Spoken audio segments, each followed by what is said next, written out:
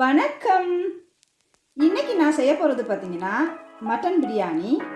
அந்த பிரியாணி நான் எப்படி செய்வேன்னு இப்போ காட்ட போகிறேன். வாங்க வீடியோக்குள்ளே போகலாம். இப்போ 1.5 கிலோ பிரியாணிக்கு தேவையான ஆட்டிறைச்சி எடுத்திருக்கேன். அதுக்கு தேவையான அளவு உப்பு சேர்த்துடலாம். 2 டீஸ்பூன் இப்போதைக்கு நான் சேர்க்குறேன். பத்தலைன்னா பிறகு சேர்த்துக்கலாம்.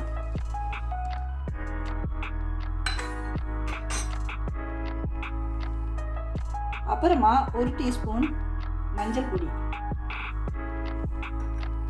தயிர் ஒரு 3 டேபிள் ஸ்பூன் சேர்க்குறேன்.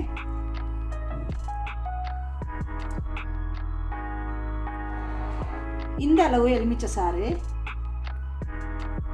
அதையும் சேர்த்துட்டு நல்லா பிசைஞ்சுக்கலாம்.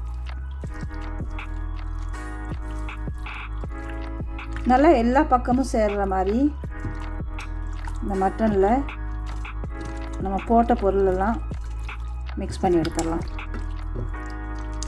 இப்போ இதை 10 நிமிஷத்துக்கு மூடி வச்சிடலாம். இப்போ ஒரு மிக்ஸி ஜார் எடுத்திருக்கேன். அதில் புதினா ஒரு கைப்பிடி போடுறேன். இஞ்சி இந்த அளவு போடுறேன். அப்புறமா 4 பல்லு பூண்டு, பச்சை மிளகாய் 3 போடுறேன். எந்த அளவு காரம் தேவையோ அந்த அளவு. ஏன்னா அப்புறமா மிளகாய் பொடி சேர்க்கணும், அதனால நான் 3 இப்போ போட்டிருக்கேன். எனக்கு இது கணக்காக இருக்குது. உங்களுக்கு எவ்வளோ தேவையோ அவ்வளோ சேர்த்துக்குங்க. இப்போ இதை நல்லா பேஸ்ட் மாதிரி அரைச்சி எடுத்துக்கலாம். நான் அரைச்சி எடுத்துட்டேன். தண்ணி கொஞ்சம் விட்டு அரைச்சி எடுத்துருக்கேன் இந்த மாதிரி. சரி, இப்போ நான் எப்போவுமே பாவிக்கிற பிரியாணி சட்டி வச்சுட்டேன். அடுப்பு பற்றிடலாம். சட்டி கொஞ்சம் சூடாகட்டும். அதுக்கப்புறம் நெய்யை ஊற்றிடலாம். இப்போ நெய்யை ஊற்றுறேன். நெய் கொஞ்சம் சூடாகட்டும். நெய் சூடாகிடுச்சு. 2 துண்டு பட்டை போடுறேன். அப்புறமா ஏலக்காவும் கிராம்பும் போடுறேன். அன்னாசிப்பூ போடுறேன்.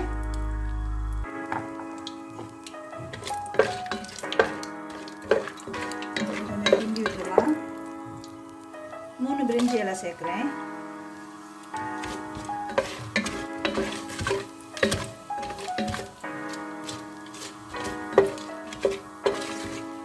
அப்புறமா நறுக்கி வச்ச ஒரு பெரிய வெங்காயம் அது சேர்த்துக்கலாம்.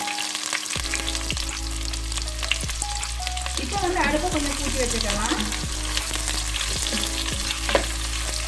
நல்லா வதக்கி வச்சுக்கலாம். வெங்காயம் கொஞ்சம் வதங்கட்டும். இப்போ வெங்காயம் நல்லா வதங்கி வாசம் வந்துடுச்சு. இந்த வெங்காயத்தில் கொஞ்சத்தை எடுத்து நான் வச்சுக்க போகிறேன். பிறகு பிரியாணி ரெடி ஆகினதுக்கப்புறம் நான் இந்த வெங்காயத்தில் கொஞ்சத்தை மேலே எடுத்து வைக்கிறத தூவி வச்சுக்கிறேன். இந்த அளவு எடுத்து வச்சுருக்கேன். பிறகு சேர்த்துக்கலாம். இப்போ அரைச்சி வச்ச அந்த கலவையை இதில் சேர்த்துடலாம். இதில் தான் பூண்டு, அப்புறமா புதினா, இஞ்சி, பச்சை மிளகாய் இதெல்லாம் சேர்த்துறது. இதில் பச்சை வாசனை போக வரைக்கும் வதக்கி எடுத்துடலாம். அதோட தனியாக போடுறது. அந்த கலவையும் நல்லா வதங்கிடுச்சு. பச்சை வாசம் போயிடுச்சு. இப்போ ஒரு பெரிய தக்காளி வெட்டி வச்சுருக்கேன். அதையும் சேர்த்துடலாம்.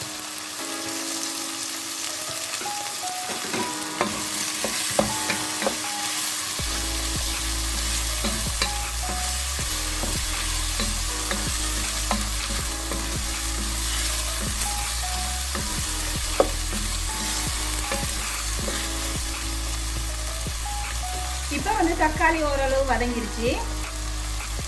கொஞ்சமாக கல்லுப்பு சேர்த்துடலாம்.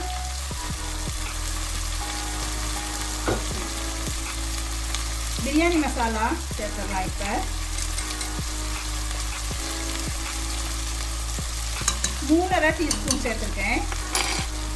இப்போ மிளகாய் பொடி சேர்த்துடலாம்.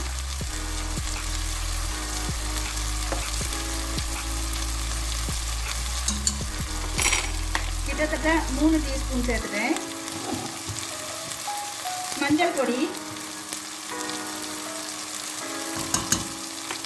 1 டீஸ்பூன் போதும். இப்போ இது எல்லாத்தையும் சேர்த்து நல்லா மிக்ஸ் பண்ணிடலாம்.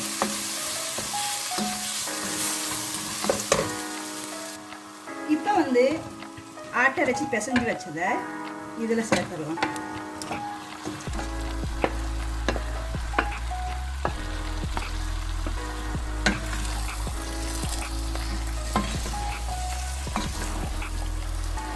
நல்லா சேர்த்து மிக்ஸ் பண்ணிடலாம்.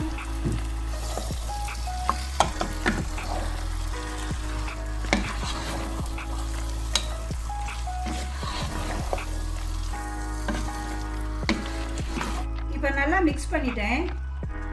இதை வந்து தண்ணி விடாமல் மூடி வச்சிடலாம். மூடி வச்சு வேக வச்சிடலாம். தண்ணி வந்து தானாக இறைச்சியில் உள்ளது வந்து வரும். இப்போ இது வந்து ஒரு 15 நிமிஷம் வேகட்டும். இப்போ வந்து திறந்து பார்க்கலாம்.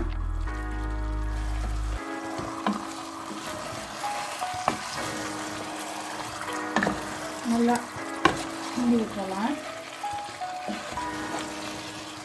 இந்த ஆட்டரைச்சி வந்து முக்கால்வாசி வேகட்டும். அதுக்கப்புறம் அரிசியை சேர்த்துடலாம்.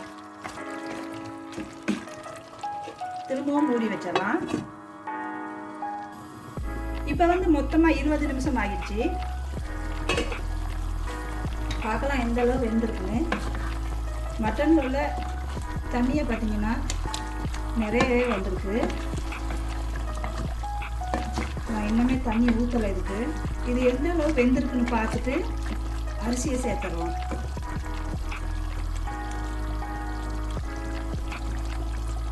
ஓரளவு வெந்துருச்சு. கூட வெந்துட்டாலும் அதுக்கப்புறம் டேஸ்ட் இருக்காது. இப்போ வந்து பாஸ்மதி அரிசி சேர்த்துடலாம்.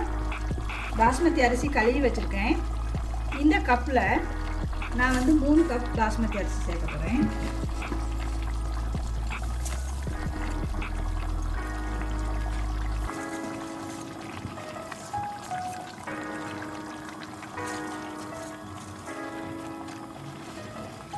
இப்போ தண்ணி ஊற்றிடலாம். இது ஓரளவு கொதிச்ச தண்ணி.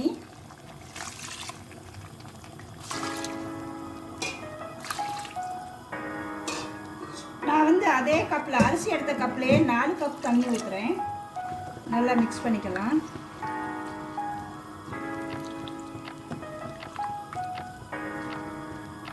இந்த பாஸ்மதி பார்த்தீங்கன்னா ரொம்ப நேரம் எடுக்காது வேக.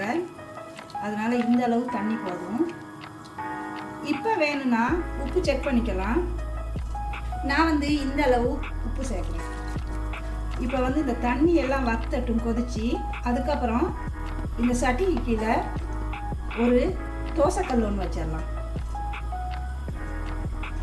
நான் வந்து கொஞ்சமாக புதினா சேர்க்குறேன். அப்புறமா கொத்தமல்லி இலைக்கு பதிலாக செலரி இலை சேர்க்குறேன். இப்போ வந்து மூடி வச்சிடலாம். கூட்டி வச்சுட்டு அடுப்பை மூடி வச்சிடலாம். அடிக்கடி கொஞ்சம் திறந்து பார்த்துடலாம் தண்ணி வந்து எந்த அளவு வத்தி இருக்கு அப்படின்ட்டு. இப்போ திறந்து பார்த்துடலாம். பிரியாணி பார்த்தீங்கன்னா கொதிக்க தொடங்கிடுச்சு. நல்லா நல்லா கிண்டி விட்டுடலாம்.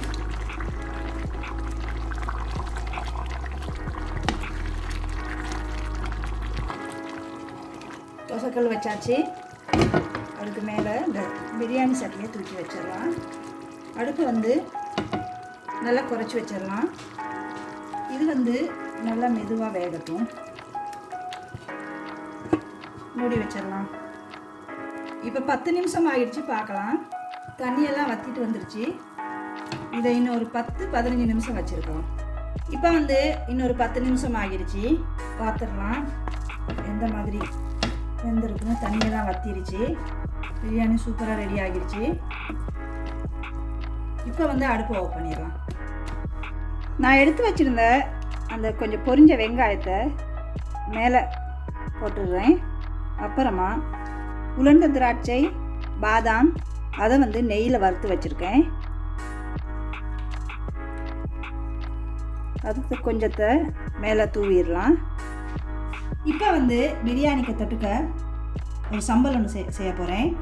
பார்த்திங்கன்னா ஒரு ஆப்பிள் எடுத்திருக்கேன். அப்புறம் தக்காளி, அப்புறம் வெங்காயம், ஒரு பச்சை மிளகாய் எடுத்திருக்கேன். இப்போ கொஞ்சமாக மிளகு பொடி சேர்த்துடலாம். இந்த மாதிரி சின்ன சின்ன துண்டுகளாக ஆப்பிளை வெட்டி வச்சுருக்கேன். இப்போ தயிர் சேர்த்துடலாம்.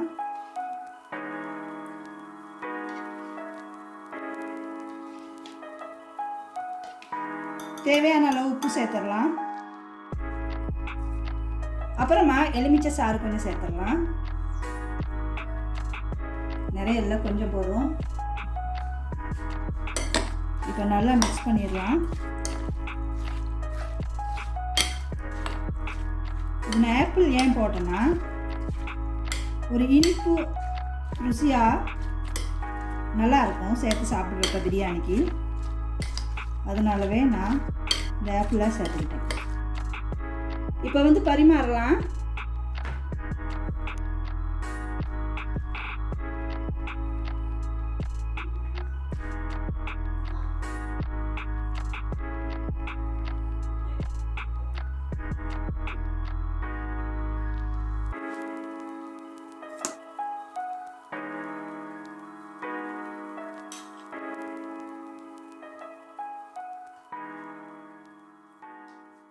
சரி நேயர்களே, உங்களுக்கு நான் செஞ்ச இந்த மட்டன் பிரியாணி பிடிச்சிருக்குன்னு நினைக்கிறேன். உங்களுக்கு இந்த வீடியோ பிடிச்சிருந்தா இந்த வீடியோக்குள்ளே கமெண்ட்ஸ் பண்ணுங்கள், லைக் பண்ணுங்கள், உங்கள் நண்பர்களுக்கெல்லாம் ஷேர் பண்ணுங்கள், எங்கள் சேனலுக்கு சப்ஸ்கிரைப் பண்ணுங்கள். நன்றி, வணக்கம். மீண்டும் ஒரு வீடியோவில் சந்திப்போம்.